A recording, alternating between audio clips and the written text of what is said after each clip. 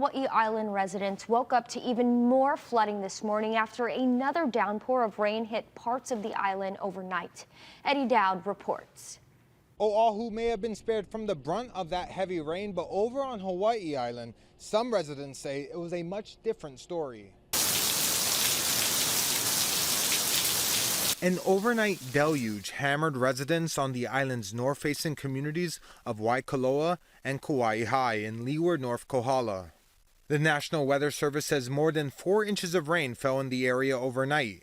Auntie Willette Akamai Akau says she was just getting ready to go to bed around 11 p.m. when the rain started causing the river behind her house to rise. It just swept in.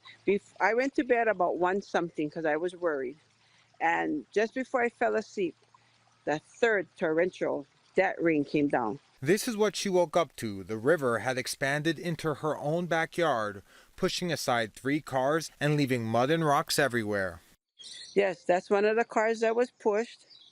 Kind of gives you an idea of how high the water was. I've always known as a young girl that nothing can stop water. But to live right here knowing its capability, never.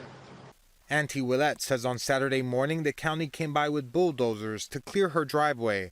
And here it is. This is what was in the driveway.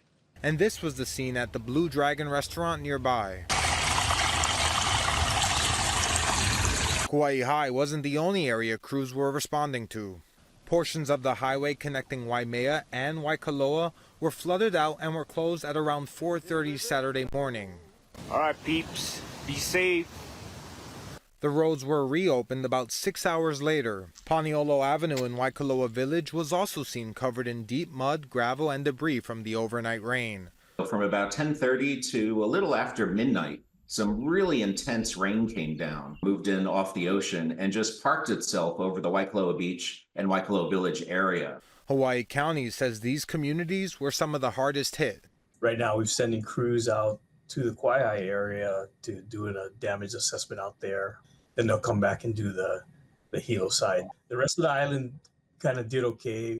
Auntie Willette believes it will take weeks to get her area cleaned up, but is remaining positive. We're just blessed. We're blessed that we have our house. We're blessed that we have our family. Eddie Dowd, Hawaii News Now.